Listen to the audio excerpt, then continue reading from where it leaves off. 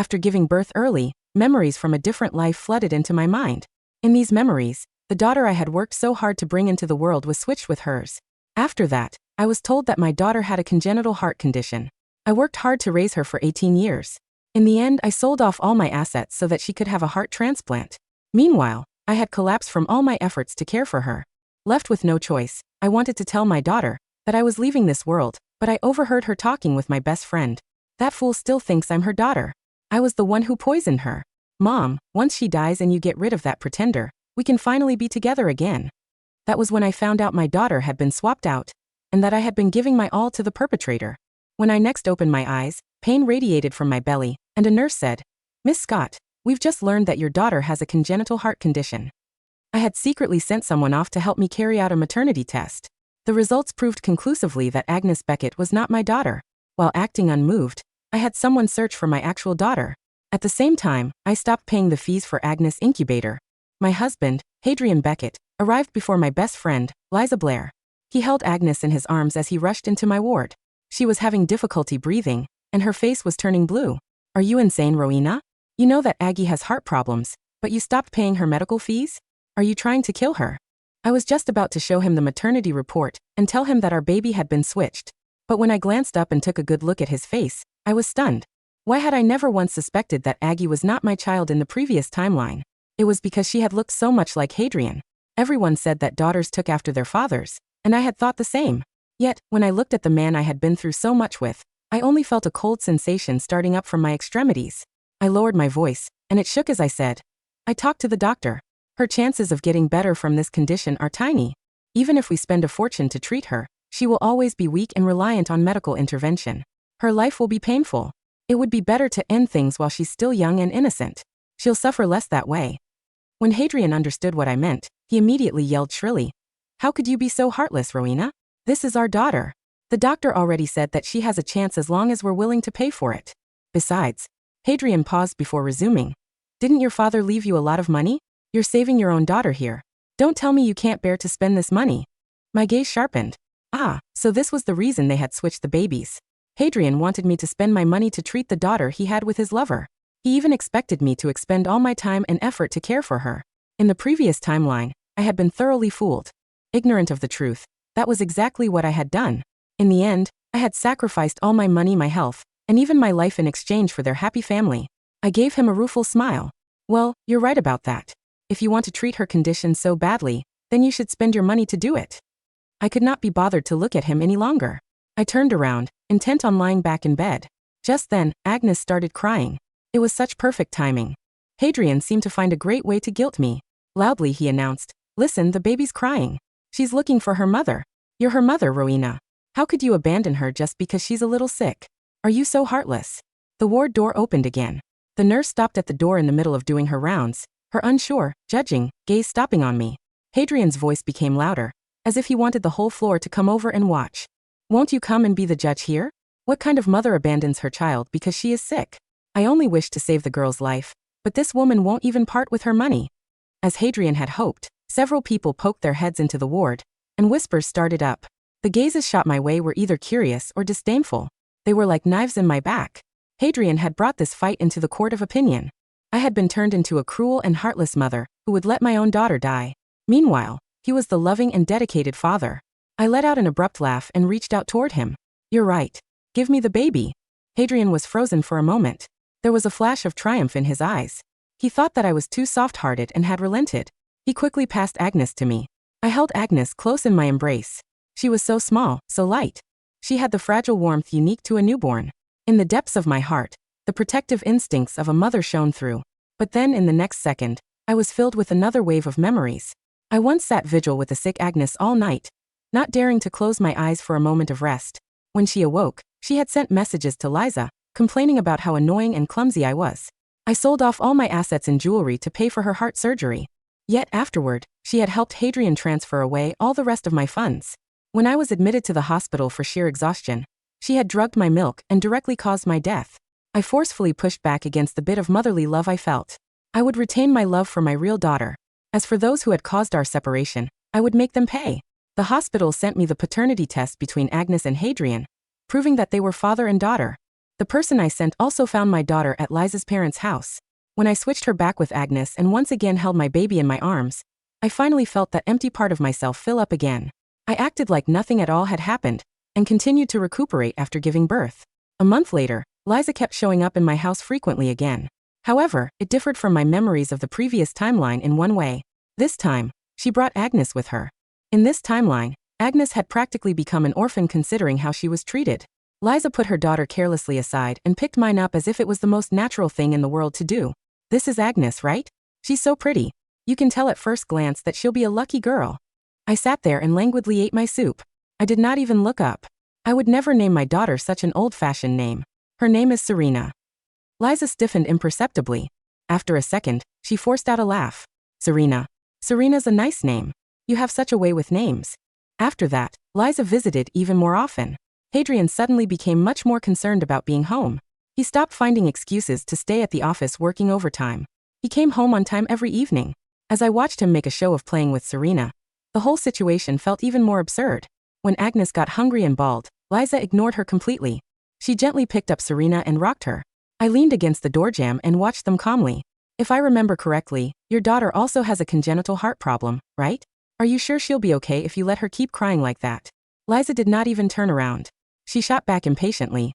Well, she was born unlucky. No one asked her to have such an expensive medical condition. She's not like Serena here. She was born with a silver spoon. She has all the money in the world to treat every single little sniffle. Liza paused and glared at Agnes, who was nearly panting at that point. Her tone was ice cold as she said, "It would be better if she died. It would save me money feeding her." As she spoke, Liza looked at Serena and put on a baby voice. She said, "Better to save that money and buy Serena more pretty dresses. Wouldn't that be nice?" Hadrian was sitting to one side, looking at Liza and Serena with a smile on his face.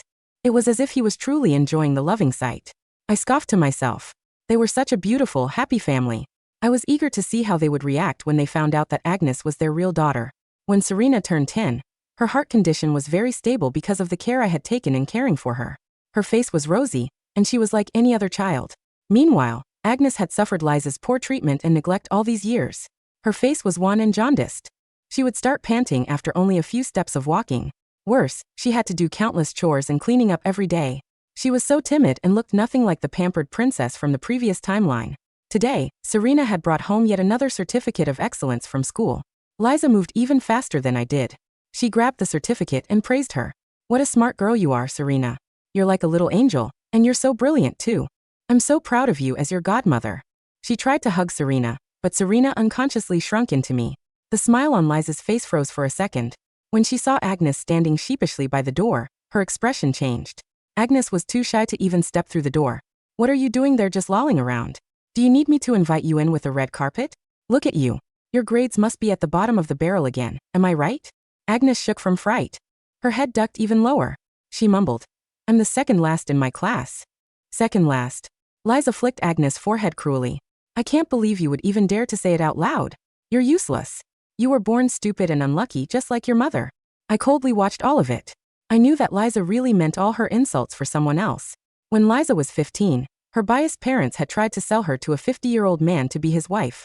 She had fought hard and escaped, and she had ended up fainting outside the back door of my family's restaurant. Seeing how injured she was, I had been overcome with pity. I got my parents to take her in, and even pay for her schooling. In return, she helped out at the restaurant. Everything I had, she also got. We never once mistreated her. I thought that we would be best friends forever, but she had become ungrateful and vindictive instead. But Liza was right. Her daughter had indeed inherited all she had from her mother.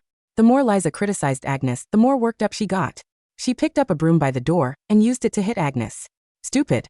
What an embarrassment. You're worse than a dog. At least a dog can defend its family. What can you do but eat?" Agnes did not hide or run away. She only curled into a ball and instinctively repeated, "I'm sorry, Mommy. I'm sorry. I won't do anything bad anymore. I'm useless, I'm stupid." Serena was so shocked by all this that her face turned pale. She hugged me tightly and buried her face in my chest. Hadrian came out from the study and frowned at the scene. When Agnes' voice got very weak, he said evenly, "Enough. She's just a little girl. Don't get so upset with her." Liza finally stopped. She kicked Agnes disdainfully where she was still curled up on the floor. Such a scene had happened countless times in the past decade. Yet, whenever I saw it play out before my eyes again, I felt a chill. Hadrian's cold distance was much more terrifying to me than Liza's violent rage. After all, whether or not I had switched the children back, the child being beaten and left on the floor was still his biological daughter. Even so, he had watched this happen soundlessly for 10 years. Serena's 10th birthday was to take place the following day. The original plan was to take her for a day out at a new amusement park. However, I was unexpectedly awoken early in the morning by the noise of crying and shouting. It was Liza again. She had brought Agnes over to celebrate Serena's birthday. For the crime of taking a second look at Serena's pink sneakers, Liza was furiously scolding Agnes. When I went downstairs, I found Agnes with her coat ripped off, her skinny body littered with scars and injuries. Liza twisted Agnes' ear painfully. "You wench! How dare you want Serena's things? Let me tell you something. Serena is a princess, and you're nothing but a worm. You will always rot out in the dirt." At some point, Serena had been woken by the noise as well. She hugged me in terror, still in her pajamas. I spoke out to interrupt Liza's rage. "Enough. It's just a pair of shoes. If the girl likes them, just give them to her." Serena spoke up softly as well. "Liza, can you please stop hitting her?" I gifted her the shoes. Her own shoes are so thin. It's so cold in the winter, and her feet will get cold. Liza became even more livid at this. She grabbed Agnes by the hair. "What did you say to Serena? How dare you? You've learned to manipulate people for things, have you?" Agnes was in such pain that tears flowed freely down her face. She rushed to explain in a panic. "No, I haven't, Mom. I never tricked anyone. How dare you talk back to me?" Liza immediately slapped her. "How dare you trick her? How dare you even try to compare to her?" Agnes had tried to plead for mercy, but her soft cries gradually tapered off. In the end, she could only groan and pant in pain. "She's bleeding." Serena cried suddenly. She pointed at Agnes. Bright red blood was flowing from Agnes' wounds. Out of terror, both girls paled and collapsed at practically the same time, both clutching their chests. Liza's actions had caused both girls to have a heart attack at the same time. Both were sent to the hospital. Hadrian, Liza, and I all stood outside the surgery room. The atmosphere was very tense. Liza complained about me and her anxiousness. "What kind of mother are you? You knew that Serena's always been in poor health, but you let her watch what happened and gave her such a shock. If anything happens to her." I was already regretting letting Serena see all that unpleasantness, and I was hurt and upset. When Liza accused me, my temper overwhelmed me. "You have no right to lecture me on how to be a mother. What about you, huh? How could you hit your daughter so badly that she has to go to the emergency room?" Liza blurted out. "That wench can't compare to Serena. She's not worth a single hair on Serena's head." Right then, the door of the surgery room opened. The lead surgeon came out wearing a grim expression. "Both girls need immediate heart transplants. However, we only have one compatible heart on hand, and both girls are a match. From a medical point of view, your daughter is already showing multiple organ failure, Miss Blair. She needs the transplant immediately. Meanwhile, Serena's condition is more stable, and she can temporarily—" "No." Liza interrupted. "That heart must go to Serena." Hadrian was frowning as well. His tone brooked no argument as he said, "Doctor, you must give the heart to Serena." I looked at them both and took in the level of selfishness they were displaying. An epiphany dawned upon me. No matter what the circumstances were, Liza had raised Agnes for 10 years, and she considered Liza her mother, and had done so for an entire decade. Yet, Liza still chose to save the daughter she thought was hers, Serena. Even so, my heart would not soften. The suffering Agnes went through was the same suffering my own daughter had experienced in the previous timeline. At my silence, Liza came up and grabbed my sleeve. "Rowena, what are you waiting for? Save Serena. You have to save Serena. My girl is just a useless piece of trash. If she dies, what of it?" Liza's voice echoed down the expansive hallway, attracting the strange looks of other visitors and the nursing staff alike. However, Liza ignored all this. There was deranged conviction on her face.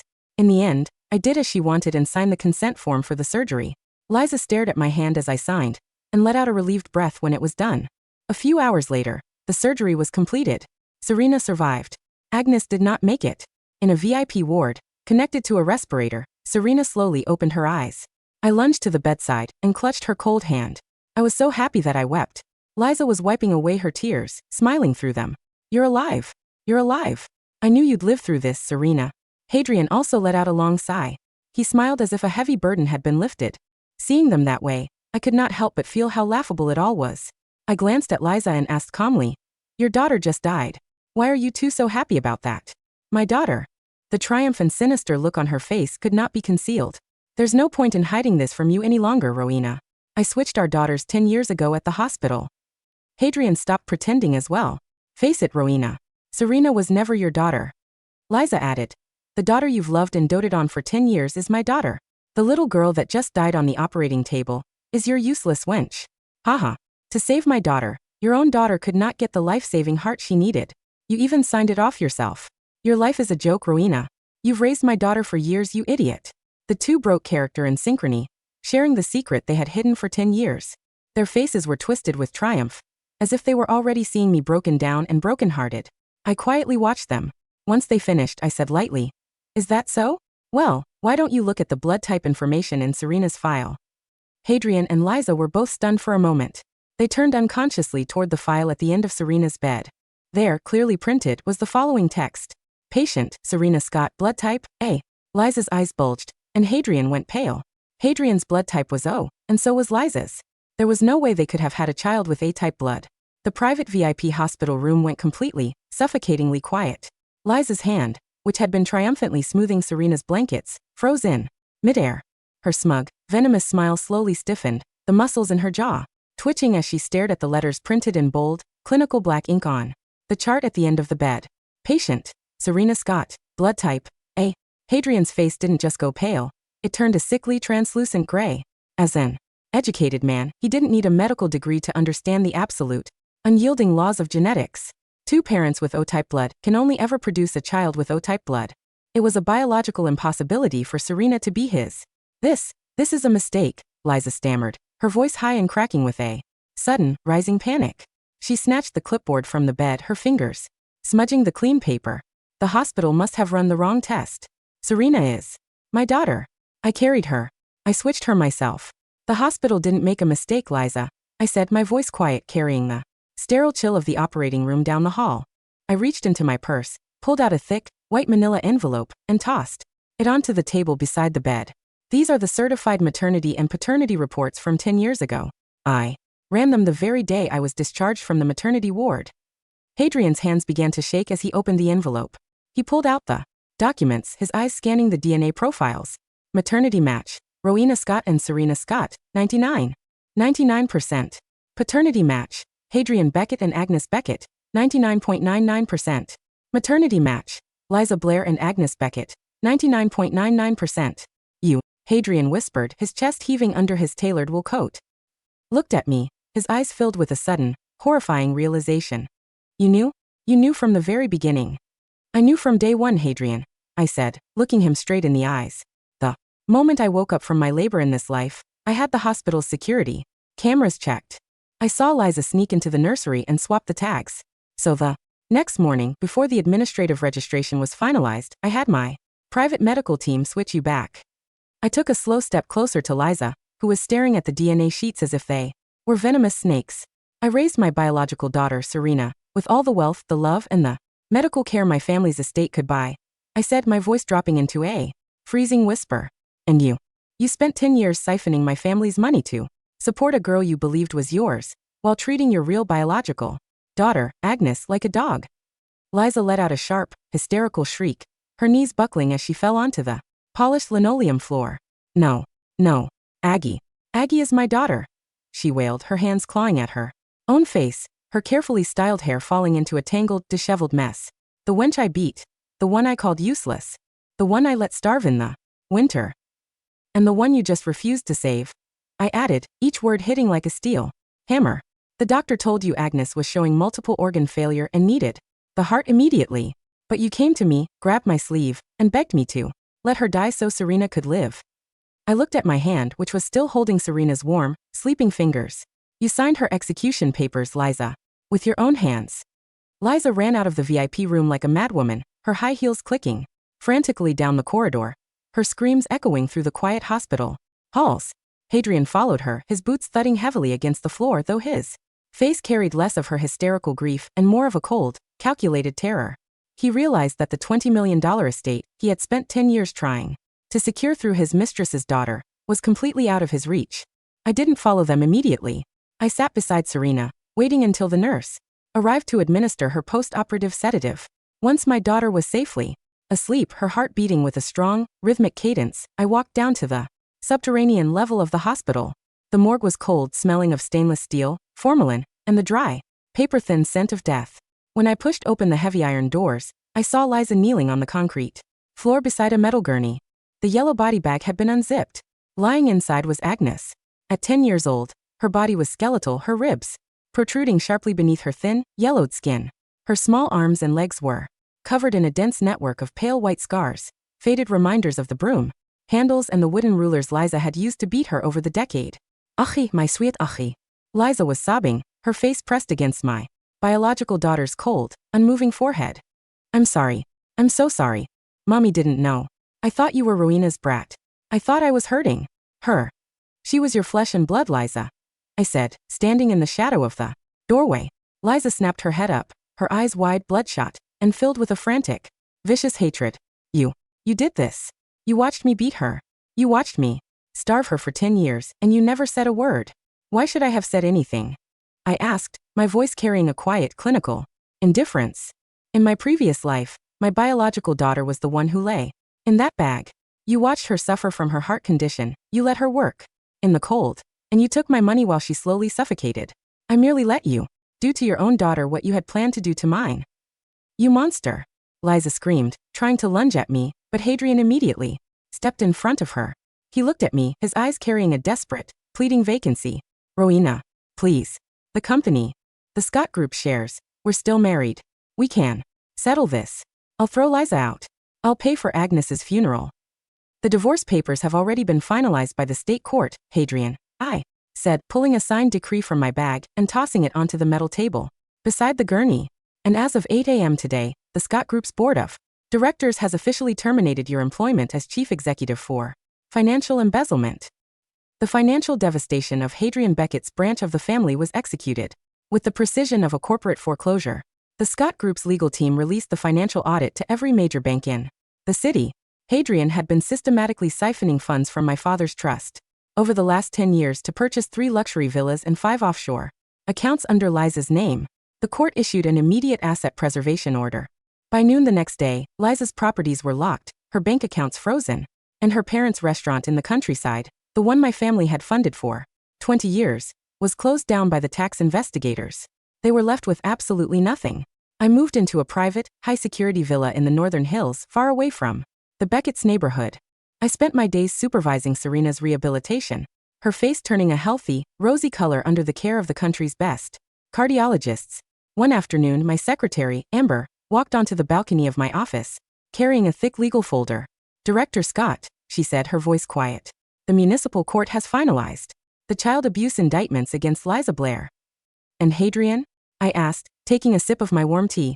He's being prosecuted as a co-conspirator, Amber said. The household security footage you secretly preserved from the last 10 years proves he was present during 52 of the physical assaults on Agnes and did absolutely nothing to intervene. Under the state's Child Protection Act, he faces up to 15 years in prison. I looked out at the Green Mountains, a deep, quiet peace settling in my chest. In my previous life, they had stood over my hospital bed, laughing as they told me my life was a joke. Now they were about to spend the next 15 years in adjacent cells, realizing that their beautiful, secret family had been completely destroyed by their own hands. The trial of Hadrian Beckett and Liza Blair was the scandal of the decade. The courtroom was packed with the city's elite, the same people who had once whispered about how I was a cold, neglectful mother who wouldn't spend her money to save her daughter. Now they sat in the gallery, their heads bowed, their eyes fixed on the defendants. Liza sat in the chair, her expensive clothes replaced by a simple orange prison jumpsuit. Her hair was gray and unstyled, her fingers shaking as she clutched her lawyer's sleeve. Beside her, Hadrian looked equally pathetic, his face gaunt, his eyes hollow. The prosecutor displayed the household security footage on the giant screens. Behind the bench, the footage of Liza beating Agnes with a broom while Hadrian sat on the sofa, calmly reading his newspaper. The jury went completely quiet, their faces painted with a deep, visceral disgust.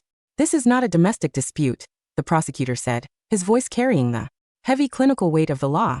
This is a 10-year case of systematic physical torture and corporate conspiracy executed by 2 individuals who traded a child's life for their own greed. The judge's verdict was absolute. Liza was sentenced to 20 years in a maximum security state penitentiary, without the possibility of parole. Hadrian was sentenced to 12 years for his involvement in the abuse and the corporate embezzlement. As they were led away by the guards, Liza slowly turned her head to look at me, her eyes filled with a sudden, desperate pleading. She opened her mouth, whispering my name through the glass partition. Rowena, please, we grew up together. My mother saved your restaurant. I stood up, adjusting my white wool coat, and walked past the partition without a second glance, my heels clicking softly on the polished floor. The spring had come to the hills, washing the valley in a bright, warm light. Our child, Serena, was fully recovered, her cardiac health stable, her smile bright and clear as she chased a golden retriever puppy across the green grass of our estate. I stood on the balcony, holding a cup of warm tea, watching her. The shadows of my previous life had been completely destroyed, and the sky above us was finally, beautifully ours.